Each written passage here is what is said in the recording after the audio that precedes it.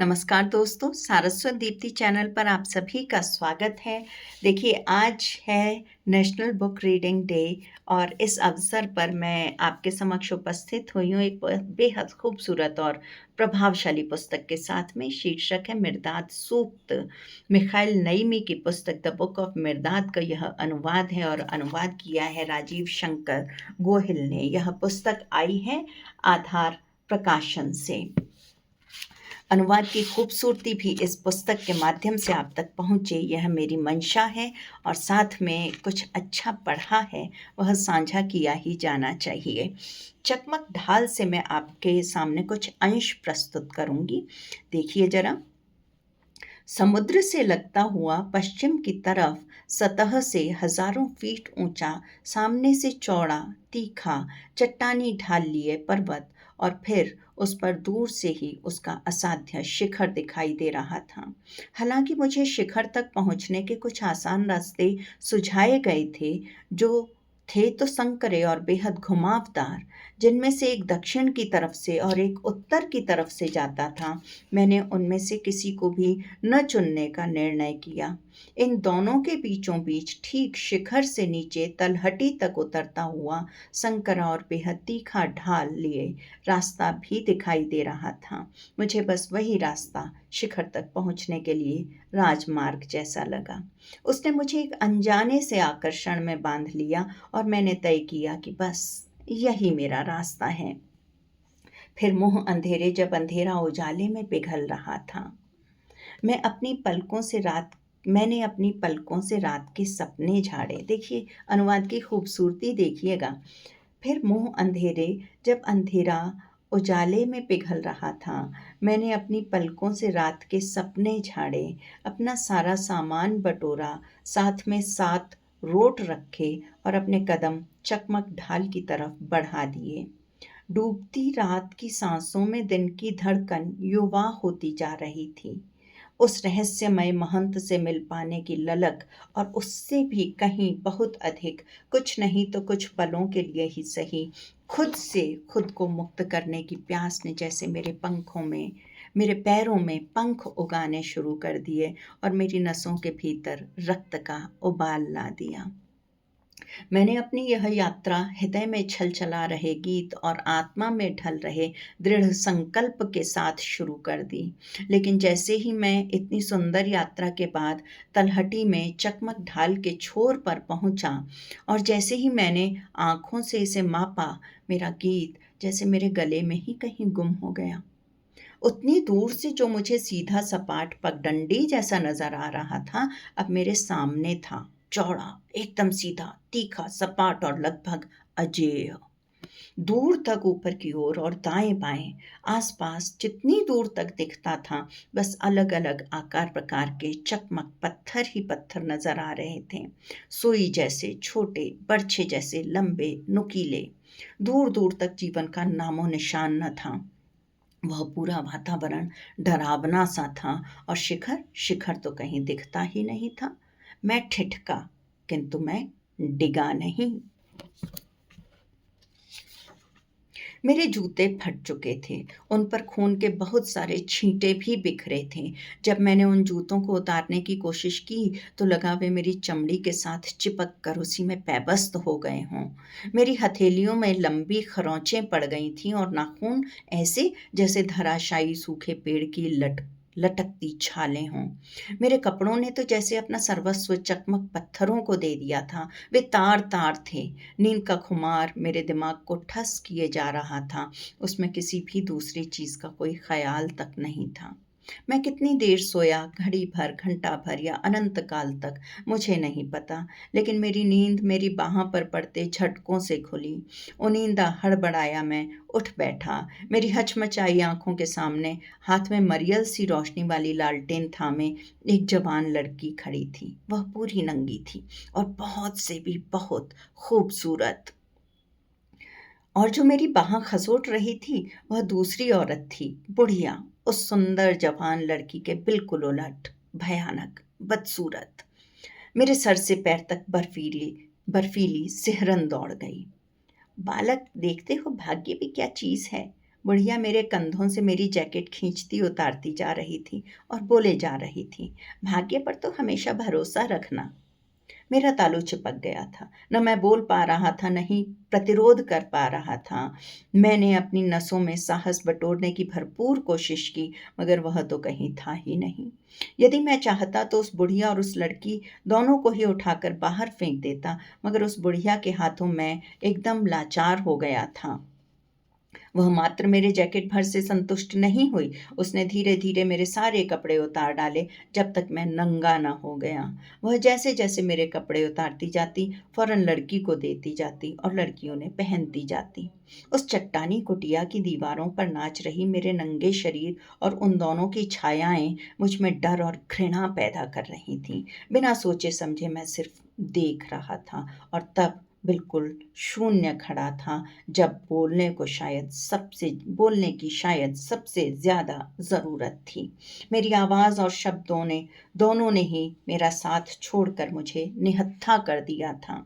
आखिरकार मेरी ज़बान लड़खड़ाई, मैं लटपटाया और मेरी भर्राई सी आवाज़ फूटी, बुढ़िया तू बड़ी बेशर्म है, मगर मैं नहीं हूँ। मुझे तेरी जैसी चुड़ैल के सामने अपने नंगेपन पर शर्म आ रही है, और इस कोमल सी लड़की के सामने इस तरह नंगे होने पर तो मुझे मरने जैसा लग रहा है। तुम्हारी शर्म तो अब वह पहन चुकी है, तुम उसकी कोमलता पहन सकते हो ना अब। अरे आखिर ऐसी कोमल लड़की को क्या ज़रूरत है कि इतनी रात में यूं पहाड़ों में भटकते हुए किसी थके हुए अनजान अजनबी के चिथड़े पहने। बुढ़िया गाने लगी अचानक, कम पकड़े होगे, कम पकड़ में होगे, ज्यादा पकड़े होगे, ज्यादा पकड़ में होगे, ज्यादा पकड़ में होगे, कम पहुंच में होगे, कम पकड़ में होगे, ज्यादा पहुंच में होगे, चलो अब चलें। जैसे ही बुढ़िया लड़की का हाथ पकड़कर जाने को हुई, मेरे दिमाग में हजारों प्रश्न एक साथ छटपटा उठे कि उससे पूछूं, परंतु मेरी जुबान पर सिर्फ एक ही आया, ओ माई, इससे पहले कि तुम जाओ, क्या तुम मुझे यह बताने का कष्ट करोगी कि क्या मैं अभी भी वेदी शिखर से दूर हूं? तुम स्याह खड्ड के किनारे ही हो बस। मुझे खुद को संभालने का पल मिल पाता उससे पहले ही मैंने कुत्ते के भौंकने की आवाज़ सुनी, और एक दूसरा उजाला देखकर बेहद पास ही चट्टानी खोह के भीतर भीतर ही अ, एक उजाला देखा। देखो प्यारी किस्मत कितनी मेहरबान है, किस्मत से तो कभी निराश होना ही मत। यह आवाज़ एक बहुत ही कृशकाय बूढ़े आदमी की थी। दाढ़ीदार झुकी हुई कमर, जिसके घुटने कांप रहे थे। वह अपने जैसी ही एक वृद्ध महिला से बोल रहा था। दंतविहीन, मैली कुचैली, वह भी कमर से झुकी हुई थी, और उसके घुटने और भी थरथरा रहे थे।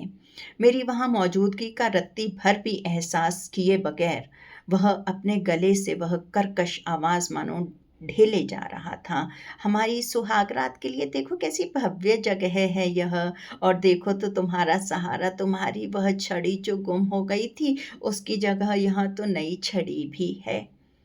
ऐ मेरी जान, ऐसी मजबूत छड़ी से अब तुम जरा भी नहीं डगमगाओगी।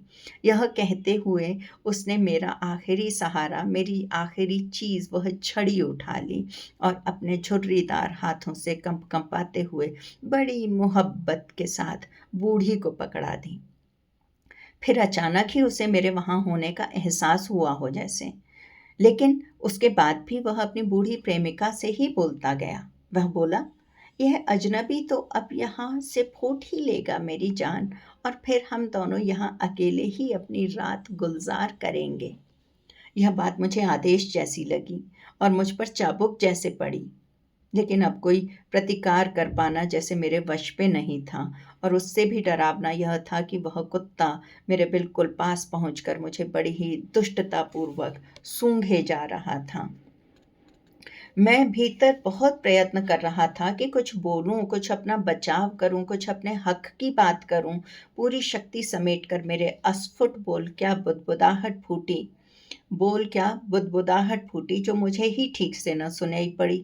मेरा अंतिम आसरा, मेरी ये छड़ी ले ली तुमने, अब यह चट्टान खोह भी छीने ले रहे हो, जो मात्र एक रात के लिए ही मेरा घर थी। वह गुनगुना रहा था, बेआसरा ही है सुखी वे लड़खड़ाते नहीं, बेघर ही हैं सुखी वही है घर, पर लड़खड़ाने वाले जैसे हैं हम, उन्हें तो चाहिए घर। देखो मेरे हाथ, देखो तो मेरे पैर, मैं तो बस एक यात्री हूँ जो इस बियाबान में भटक गया हूँ। देखो मेरा कितना खून बह गया है। मुझे इस भयानक पर्वत पर आगे कुछ सूझ भी नहीं रहा है। जो तुम्हारा तो बहुत देखा भाला लगता है। क्या तुम्हें इस पाप से डर नहीं लगता? कम से कम मुझे अपनी लालटेन ही दे दो। अगर तुम मुझे यहीं किसी कोने में पड़े रहकर रात नहीं गुजारने देना चाहते हो तो। वह फिर गुनगुनाने लगा, प्रेम में कोई दूसरा नहीं बचता, प्रकाश बांटा नहीं जा सकता। प्रेम करो और देखो, प्रकाश में हो ही जाओ। जब रात रिस चुकी हो और दिन हो गया हो रफा दफा और पृथ्वी गई हो थम, तब यात्री चलेगा ही कैसे? जब तब चलने वाला रहेगा कौन? तब देखने वाला बचेगा कौन? अंत में हताश होकर मैंने मौन रह जाना ही ठीक समझा, यह जानकर कि अब कुछ भी हो नहीं सकता। एक अनजान शक्ति ने मुझे बाहर ठेलना भी शुरू कर दिया। आप तो मुझे लालटेन भी नहीं दे रहे हैं। क्या आप कृपा करके मुझे इस चट्टान खोह से बाहर निकलकर वेदी शिखर तक रास्ता बता सकेंगे? बस इतना ही। अब तो मेरा दिशा बोध भी खो गया है और मुझे कुछ समझ में नहीं आ रहा कि मैं कितना ऊपर आ चुका हूँ और अभी कितना और ऊपर जाना है। मेरी विनती से पूरी तरह अनजान वह गुनगुनाने में ही मगन रहा। जो दिखता सबसे ऊपर वह है सबसे नीचे, जो दिखता सबसे तेज वह सबसे धीमा, जो दिखता सबसे भावुक वह है सबसे सुन्न, जो दिखता सबसे ज्ञानी वह है सबसे मूढ़। उठने और गिरने से ही बनती पूरी एक लहर, जिसके पास न हो गुरु उसके पास ही सबसे बड़ा गुरु। जो है सचमुच महान वह तो बस है सरल, जो है एकदम खाली वह ही तो है मरता। अंतिम प्रयास में मैंने उससे पूछा कि इस चट्टान खोह से बाहर निकलकर मैं किस ओर मुड़ूं। शायद मेरा एक गलत कदम पड़ते ही मौत मेरे लिए एकदम तैयार बैठी हो। मैं सांस रोके उसके उत्तर की प्रतीक्षा कर रहा था। पता नहीं क्या उत्तर था जो शायद उसके उसी तरह गुनगुनाने में आया हो, जिसने मुझे और भी अधिक उलझा दिया। पर्वत तो है बड़ा कठोर, सीधा तनकर डटा हुआ, खाई तो खाली है एकदम नर्म और गहरी है वह, और वही भर जाती है सिंह और इल्ली, देवदार और दूब, खरहा और घोंगा, सरट और बटेर, बाज और चूहा, सब एक लोक में ही हैं। एक कठोर है, एक आस है, सिर्फ मौत है एक जो करती सभी बराबर, नीचे भी है ऊपर भी है, मरो जीने को, जियो मरने को। मैं सचमुच ही बाहर निकल गया। अंधेरा इतना गाढ़ा था कि मुझे उसकी स्याही का वजन अपनी पलकों पर महसूस हो रहा था। उस स्याह खड्ड के अतल अंधेरे शून्य में खोते जो आखिरी ख्याल मेरे भीतर कौंधा, वह उस पैशाचिक दूल्हे और उसकी दुल्हन का था। जिस क्षण मेरी सांस मेरे भीतर ही जमना शुरू हुई, तब जो आखिरी शब्द मेरे होठों पर तैरे वह भी उन्हीं के शब्द थे, मरो जीने को, जियो मरने को। धन्यवाद।